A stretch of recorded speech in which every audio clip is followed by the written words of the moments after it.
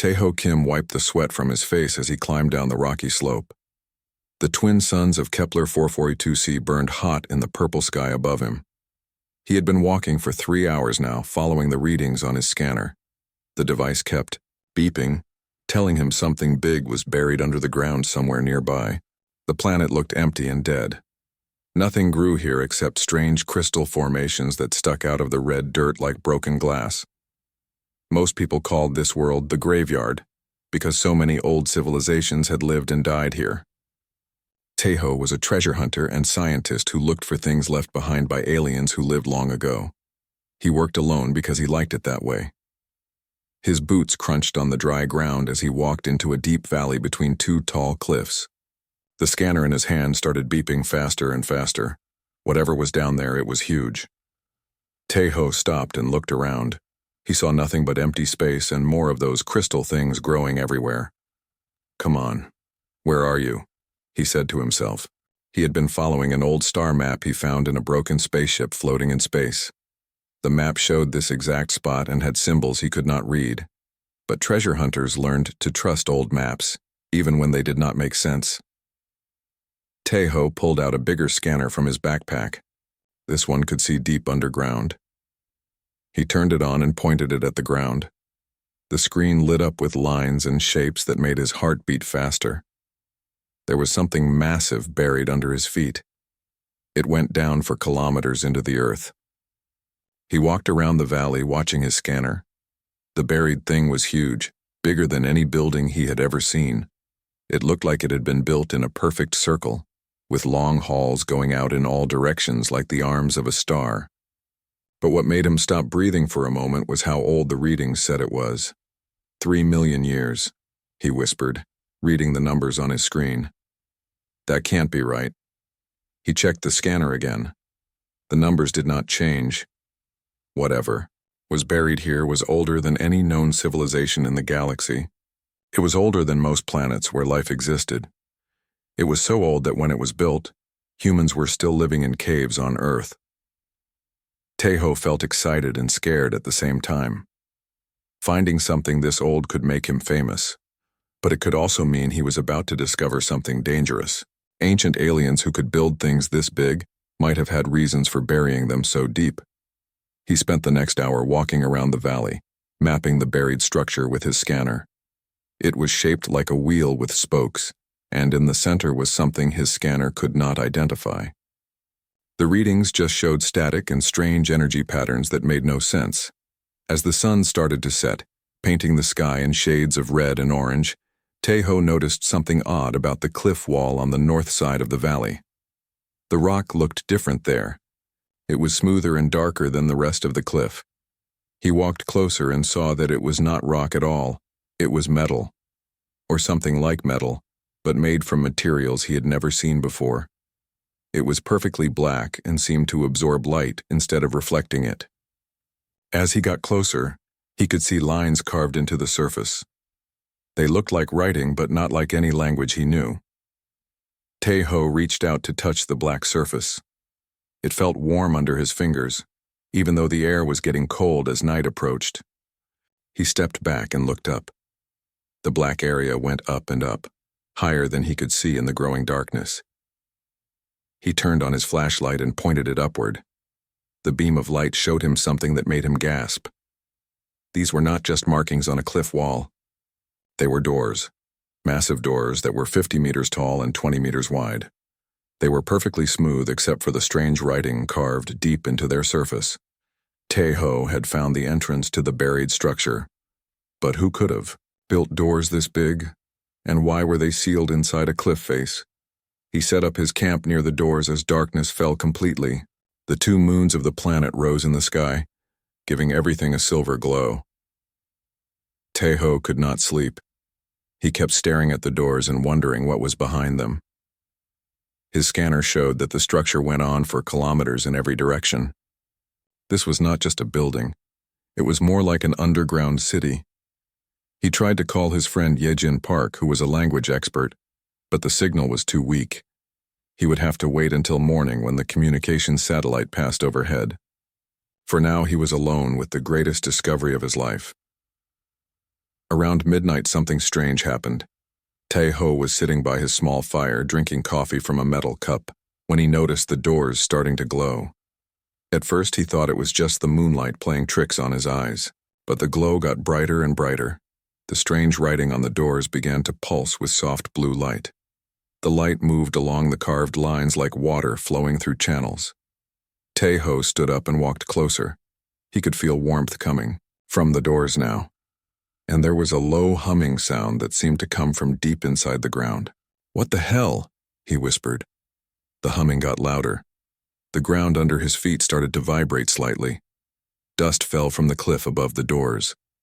Something was waking up after sleeping for 3 million years.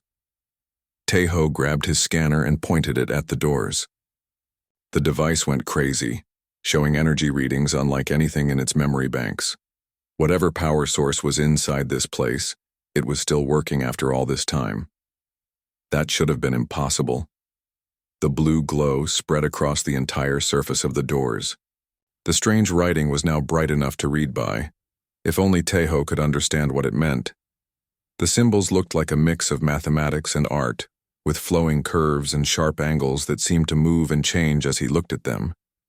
Then, without warning, there was a deep grinding sound that came from behind the doors. It sounded like massive gears turning after being still for ages. The sound echoed through the valley and seemed to go on forever. A crack of bright light appeared where the two doors met in the center. The crack got wider and wider as the doors slowly began to open. Hot air rushed out, carrying smells that Tae-ho had never experienced before. It smelled like metal and ozone, and something else he could not identify. The doors opened just enough for a person to walk through. Beyond them, Tae-ho could see a long corridor that stretched into darkness. The walls glowed with the same blue light as the doors, showing the way forward. Tae-ho stood at the edge of the greatest discovery in human history. His hands were shaking as he picked up his equipment. He knew that once he walked through those doors, everything would change, not just for him, but maybe for all of humanity. He looked back at his camp, then at his ship parked on a hill nearby. He could leave right now. He could fly away and pretend he never found this place. But he knew he would never forgive himself if he did. Tae-ho Kim took a deep breath and walked toward the glowing doorway. Behind him, the doors began to close again, but slowly, as if they were waiting to see if he would change his mind. He did not change his mind. He stepped through the doorway and into the ancient fortress that had been waiting 3 million years for someone like him to find it. The moment Tae-ho stepped inside, the doors sealed shut behind him with a soft hiss. The blue glow from the walls was bright enough to see by, but he turned on his flashlight anyway. The corridor stretched ahead of him for what looked like forever. The walls were made of the same black material as the doors, but they pulsed gently with internal light. His boots echoed on the floor as he walked forward.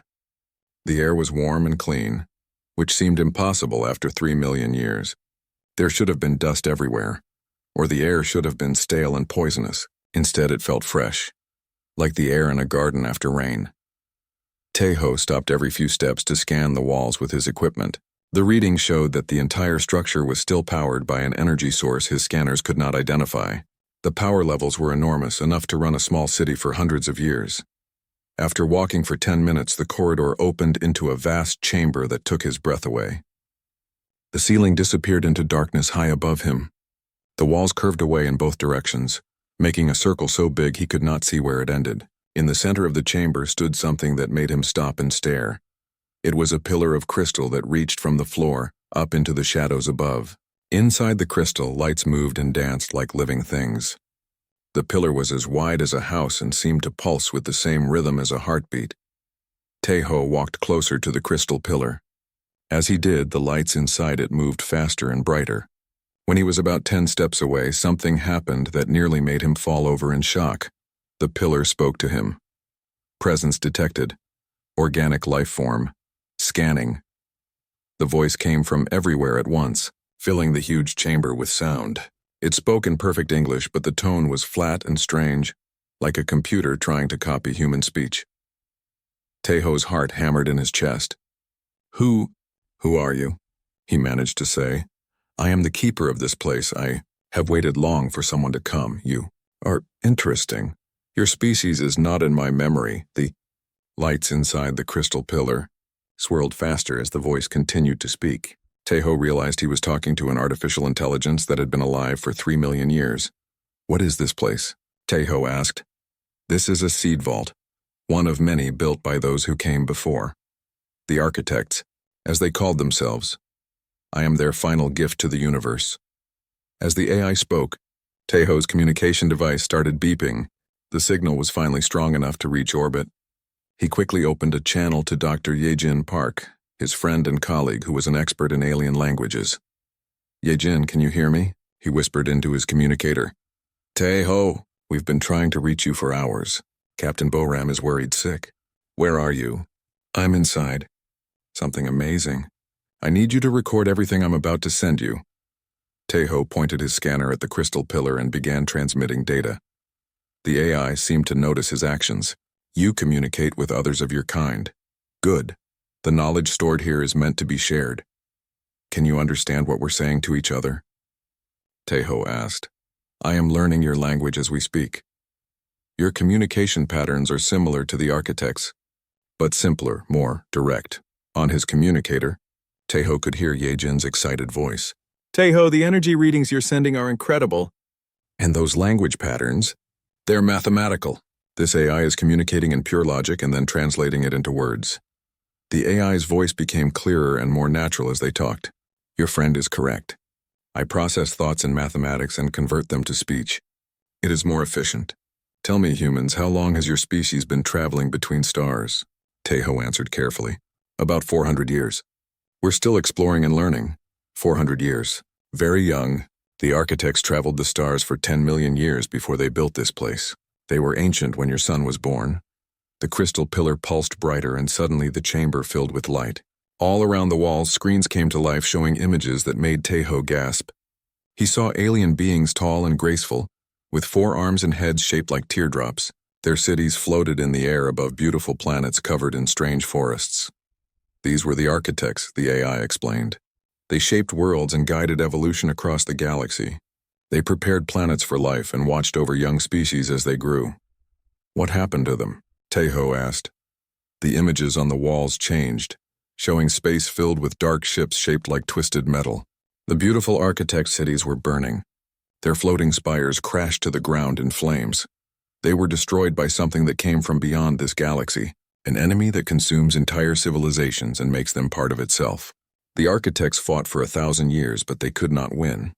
So they built places like this one to preserve their knowledge and wait for worthy successors. Tejo felt a chill run down his spine. Worthy successors? Yes.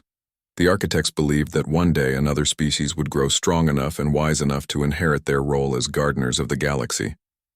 They hoped that species would also be strong enough to face the enemy that destroyed them. On his communicator, Captain Boram's voice crackled through the static. Tejo, we're reading massive energy spikes from your location. Are you safe? I'm fine, Captain. But you need to hear this. He turned up the volume so the AI could hear her voice clearly. The AI spoke directly to the communicator. Captain Boram, I am pleased to meet you.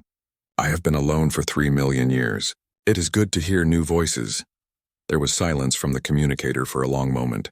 Then Boram's voice came back, shaky with emotion. Did that thing just talk to me? I am not a thing, Captain. I am the keeper. I have been waiting for your species to find this place. Yejin's voice joined the conversation. This is incredible. Tejo, you've made the greatest discovery in human history, but I'm worried. If this AI has been waiting for us specifically, the AI answered before she could finish. Your concern is wise, Dr. Park. Yes, I have been waiting for humans. Your species shows the traits the architects were looking for. You explore, you adapt, you preserve knowledge, and most importantly, you help other species instead of destroying them. How do you know so much about us? Tejo asked. I have been watching. This fortress has sensors that can detect events across many star systems. I have observed human expansion into space. I have seen your colonies, your ships, your first contacts with other species. You are not perfect, but you show promise. The images on the walls changed again, showing human ships and colonies.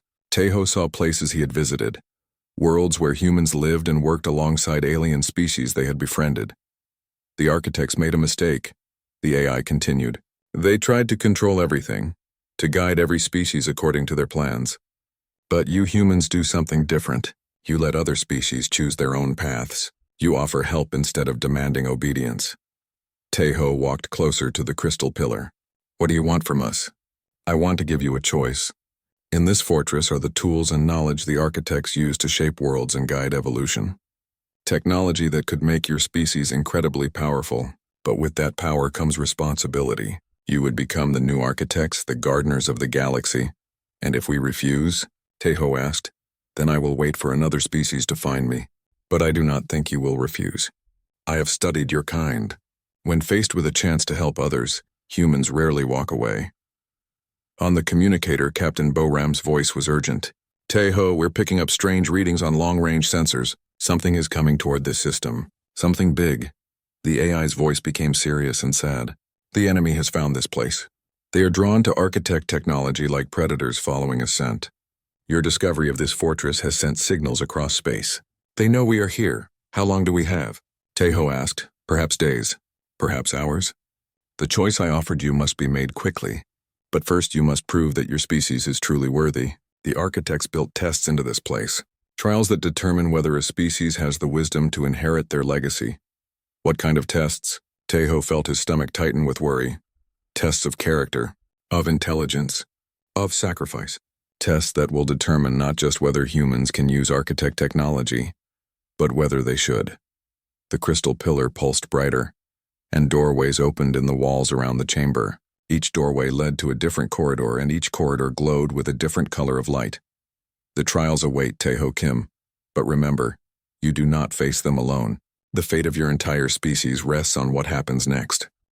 Tejo stared at the glowing doorways around the chamber. Each one called to him with a different colored light, red, green, blue, and gold. He knew that choosing the wrong path could doom his entire species. Which trial should I take first? He asked the keeper. That choice is yours alone. Each trial tests a different aspect of your species' character.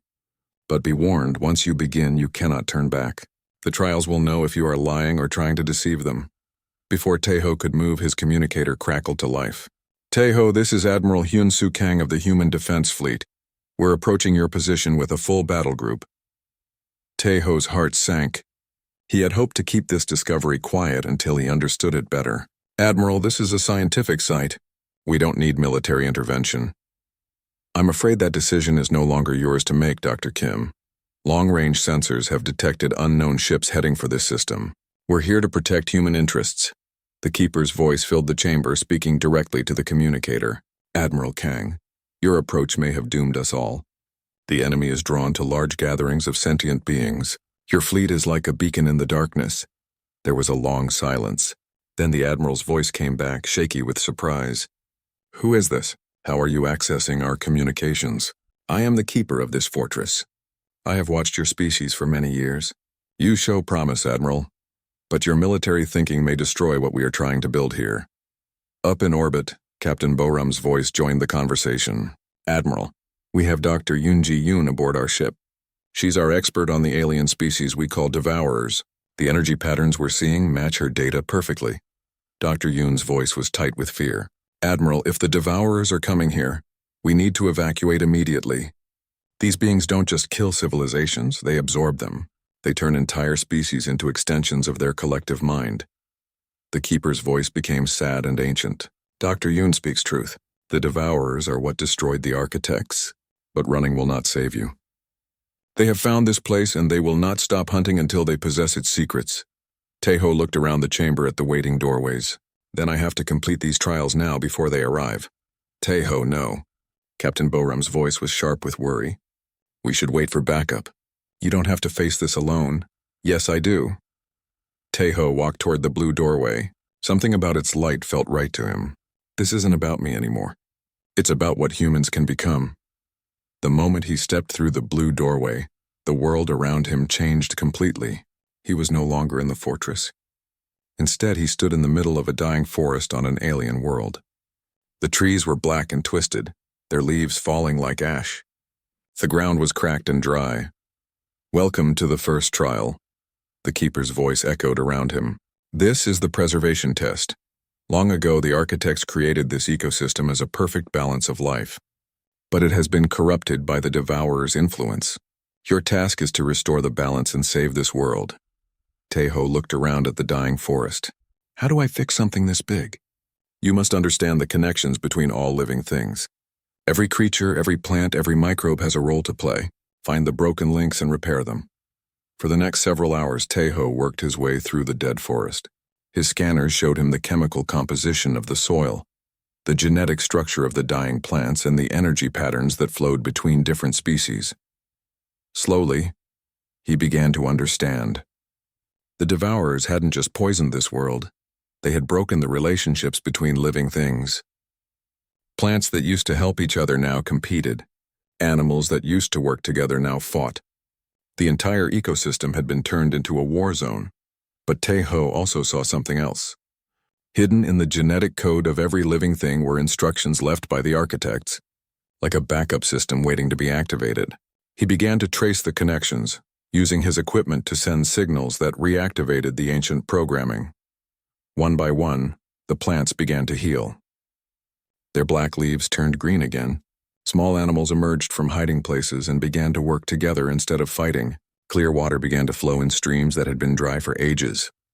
Well done, the keeper said as the forest came back to life around Tejo. You have passed the first trial. You understand that true power comes from helping things grow, not from destroying them.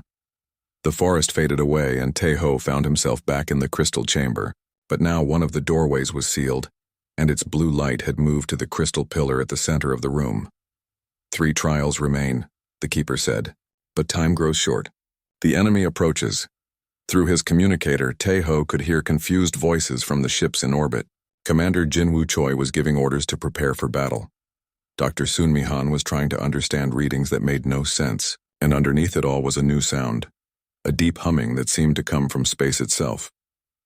They're here, Dr. Yoon's voice whispered. The Devourer scouts have arrived.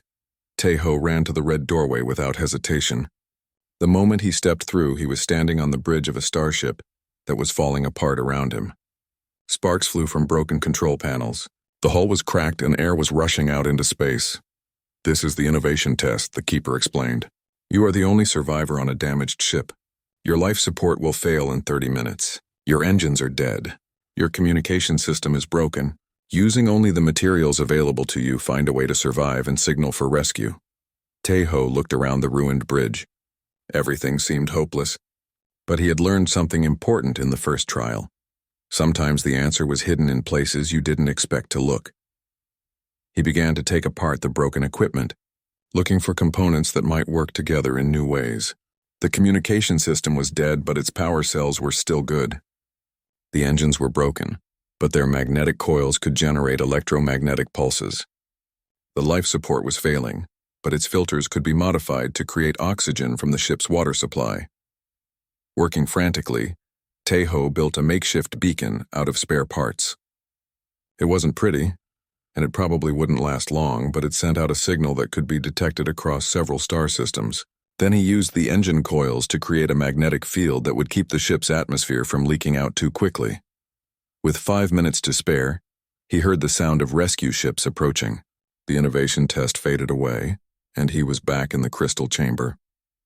Now 2 lights pulsed in the central pillar. Excellent, the keeper said. You did not give up when faced with impossible odds. You found new solutions instead of accepting defeat. But before Tejo could catch his breath, alarms began blaring through the fortress. The walls flashed red with warning lights. The enemy is in the system, the keeper announced. Devourer ships are engaging your fleet. The final trial must begin now. What's the final trial? Tejo asked, running toward the gold doorway. The most important one, the sacrifice test. It will show us whether your species truly deserves to inherit the architect's legacy. The gold doorway led to a simple room with 2 chairs and a table between them. On the table sat a single device that looked like a crystal cube. It pulsed with the same energy as the fortress itself. Sit, the keeper commanded. Tejo sat in one of the chairs. The moment he did, the other chair was filled by a figure he recognized from the wall displays, one of the ancient architects. But this was not a recording. Somehow the consciousness of an actual architect had been preserved in the fortress. I am the last of my kind, the architect said in a voice like music. I have waited 3 million years for this moment. In that crystal cube is the knowledge and power my people spent 10 million years gathering. With it, your species could reshape the galaxy. You could guide the evolution of 1,000 worlds. You could become gods among the stars. Tejo stared at the cube. He could feel its power calling to him. But, the architect continued, there is a price. To use this knowledge, your species must change. You must become like us, detached, logical, willing to make decisions that affect billions of lives. You must give up much of what makes you human. What's the alternative? Tejo asked. You can choose to destroy the knowledge. Let it die with me.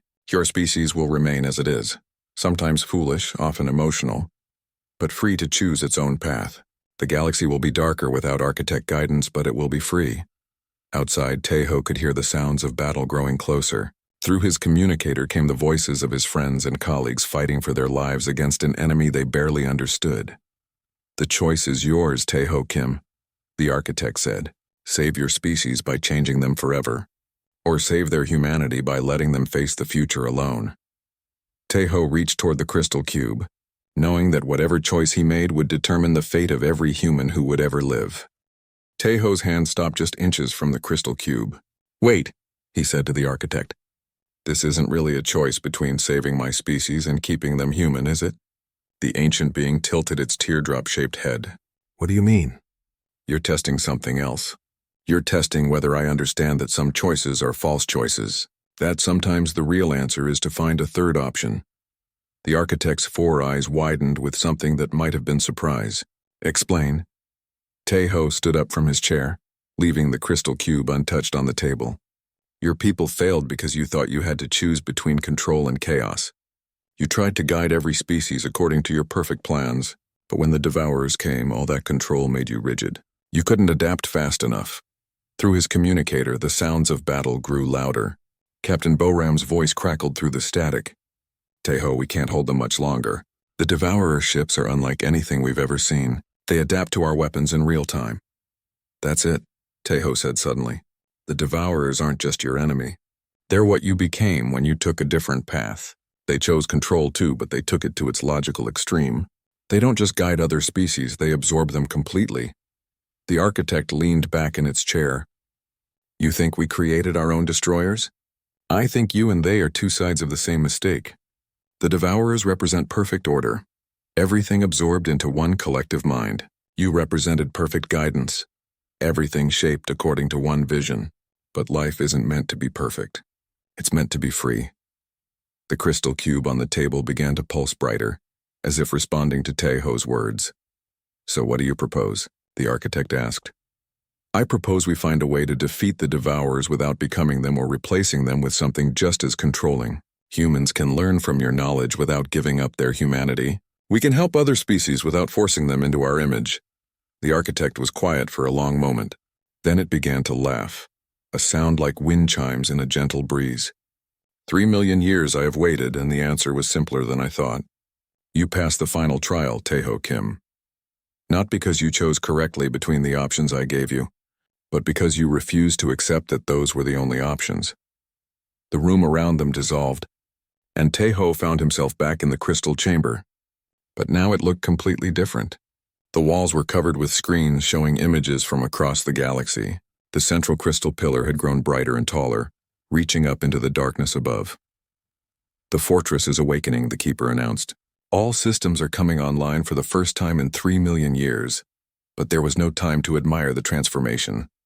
Through the screens on the walls, Tejo could see the battle raging in space above the planet. Human ships were fighting desperately against dark vessels that seemed to shift and change shape as he watched them. The devourer ships looked like they were made of living metal that flowed like water. Admiral Kang, Tejo called into his communicator. Can you hear me? Dr. Kim, thank God you're alive. We're getting torn apart up here. These things adapt to everything we throw at them. On one of the wall screens, Tejo could see Admiral Kang's flagship surrounded by 3 devourer vessels. Each time the human ship fired, the enemy ship seemed to absorb the energy and grow stronger. That's because they're not really ships, Tejo said. They're extensions of a collective consciousness. Every time you attack one, you're teaching all of them how to defend against that attack. Dr. Yoon's voice came through the communicator. Then how do we fight them? Taeho looked at the screen showing the battle. Human ships were falling back, trying to protect the civilian vessels that had come to study the fortress. But the Devourer ships were faster and smarter with each passing minute. We don't fight them, Taeho said. We talk to them. Talk to them? Admiral Kang sounded incredulous. These things are trying to kill us. No, they're trying to absorb us. There's a difference. Keeper, can you establish communication with the Devourer collective? I can try, the Keeper replied. But they may not listen. They have been beyond reason for 3 million years. The crystal pillar in the center of the chamber began to pulse with a different rhythm. Energy patterns flowed out from the fortress, reaching through space toward the Devourer ships. For a moment, the battle stopped. All the ships, human and Devourer alike, hung motionless in space. Then a voice filled the chamber, a voice made up of thousands of other voices all speaking at once. It was the sound of an entire civilization speaking with one mouth. We sense the architect's legacy. Give us their knowledge. Become part of us. Resistance is inefficient. I'm Taeho Kim, he said, stepping closer to the crystal pillar. I speak for humanity. We don't want to fight you, but we won't be absorbed either. All species must join the collective. It is the only way to achieve perfection. Perfection is death, Taeho replied. When everything becomes the same, nothing can grow or change or learn. You've been trying to achieve perfection for 3 million years, but you're more broken now than when you started. The combined voice was silent for a moment. Then, you do not understand. We preserve all life by making it part of us. Nothing is lost. Everything is lost, Taeho said. When you absorb a species, they stop being who they were. They become just another part of you. That's not preservation. That's erasure. On the screens, Taeho could see the Devourer ships moving closer to the human fleet. But they weren't attacking. They seemed to be listening. I want to show you something, Taeho continued. Keeper, show them the records of human expansion into space. The screens on the walls began displaying images of human colonies throughout the galaxy. But these weren't conquest images. They showed humans working alongside alien species, learning from each other, building new civilizations together. This is what the architects taught us, Taeho said. Not to control other species, but to help them become the best versions of themselves. We preserve diversity instead of destroying it. Impossible, the Devourer collective replied. Different species cannot coexist. They will compete, they will fight, they will destroy each other. Some do, Taeho admitted. But some learn to work together. Some find that their differences make them stronger, not weaker.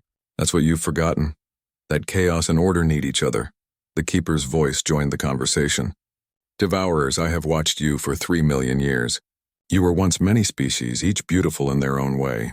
When you joined together, you gained strength, but you lost something precious. You lost the ability to surprise yourselves. We gained efficiency, we gained purpose. You gained stagnation, the Keeper replied. In 3 million years, you have not created one new thing.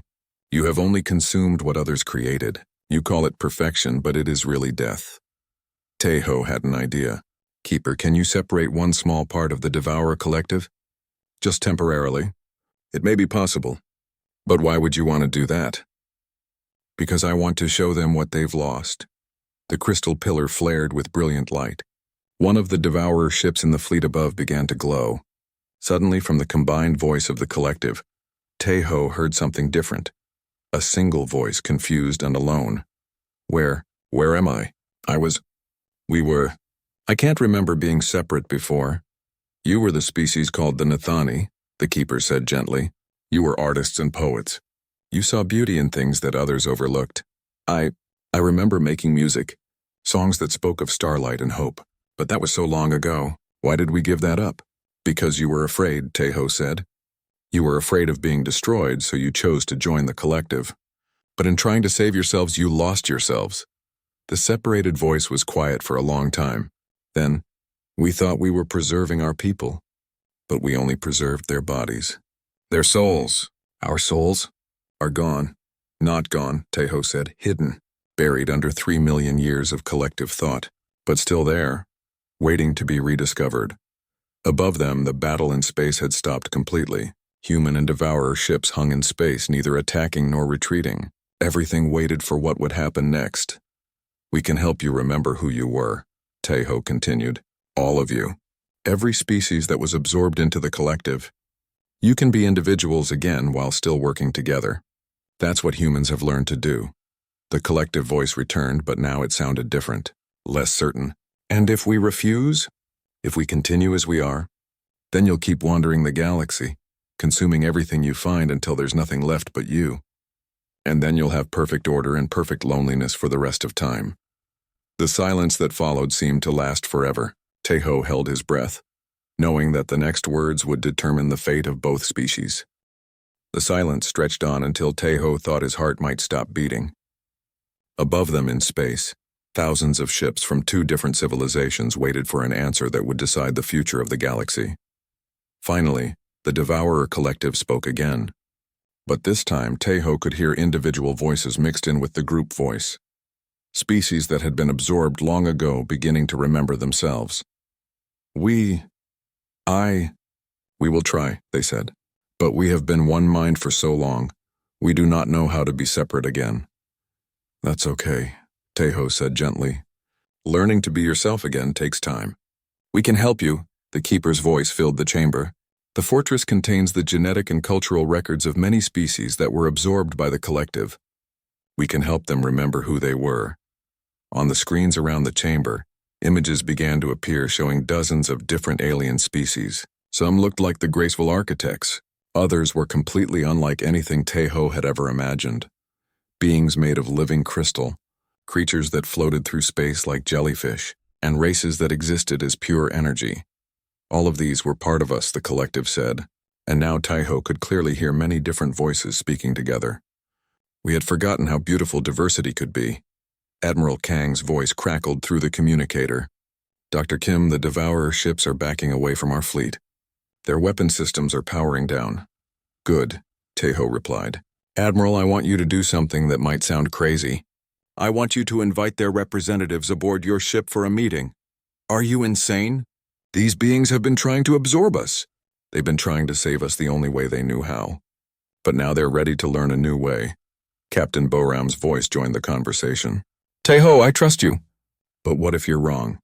What if this is some kind of trap?" Tejo looked around the ancient chamber, at the crystal pillar pulsing with the combined knowledge of the architects, at the screens showing the diverse species that made up the galaxy. "Then we'll face it together. That's what humans do best." Over the next several hours, something unprecedented happened in the space above the planet. Ships that had been mortal enemies began to work together. Human engineers shared their technology with beings that had once been their destroyers. Devourer vessels opened their hulls to show the humans the incredible living technology they had developed over millions of years. But the real work was happening inside the fortress. The Keeper had activated ancient systems that could separate individual consciousnesses from the collective, while keeping them connected enough to share knowledge and experience. One by one, the absorbed species began to remember themselves. The Nathani, who had been master artists and musicians, the Veltar, who had been explorers and philosophers, the Kryn, who had been healers and teachers. Each species had contributed something valuable to the collective, but in joining together, they had lost the unique perspectives that made their contributions meaningful. Dr. Yejin Park had been transported down from orbit to help with the translation work. She worked alongside the Keeper to establish communication protocols that would let all the different species talk to each other without losing their individual identities. "It's incredible," she told Tejo as they watched a group of newly separated Nathani create a song that incorporated the mathematical harmony they had learned as part of the collective with the emotional depth they remembered from their original culture. They're becoming more than they were before they joined the collective, not less. The architect consciousness that had tested Tejo appeared beside them, its form more solid and real than before. "This is what we never understood," it said. "We thought guidance meant control. But true guidance means showing others how to guide themselves." Commander Jinwoo Choi coordinated the military aspects of the unprecedented cooperation. His ships worked alongside, reformed Devourer vessels to establish patrol routes that would protect both civilizations while they learned to work together. "I never thought I'd see the day when our worst enemies became our best allies, he told Admiral Kang during one of their planning sessions. Dr. Sunmi Han studied the architect technology that the fortress was sharing with both species. The possibilities are endless, she reported. We could heal damaged planets, guide the evolution of new life forms, even create new worlds where different species can thrive together. But perhaps the most important work was being done by Dr. Yoon Ji-yoon, who had spent years studying the devourer threat. Now she was helping former devourer species overcome the trauma of losing their individual identities for so long. Some of them have been part of the collective for so long that they're afraid to be alone with their own thoughts, she explained to Taeho. We're teaching them that being individual doesn't mean being isolated. They can be themselves and still be connected to others. Months passed. The ancient fortress became a center of learning and cooperation between dozens of species. Humans shared their gift for adaptation and cooperation. The former devourer species contributed millions of years of technological advancement.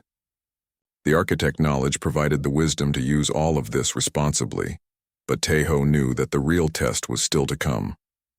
It was one thing to cooperate when everyone was excited about new possibilities. It would be another thing entirely to maintain that cooperation when faced with real challenges and disagreements.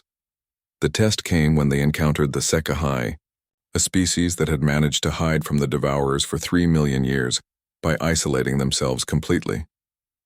The Sekai were terrified of contact with other species and threatened to destroy their own worlds rather than risk being absorbed or conquered.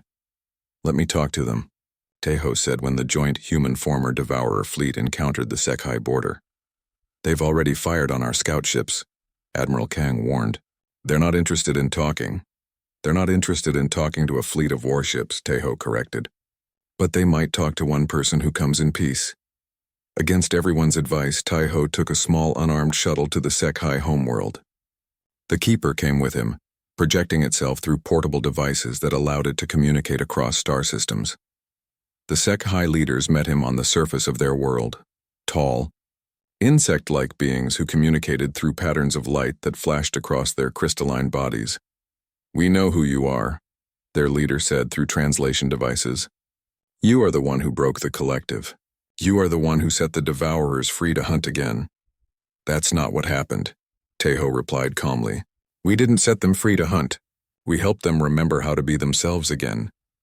Words, the Sekai leader flashed dismissively.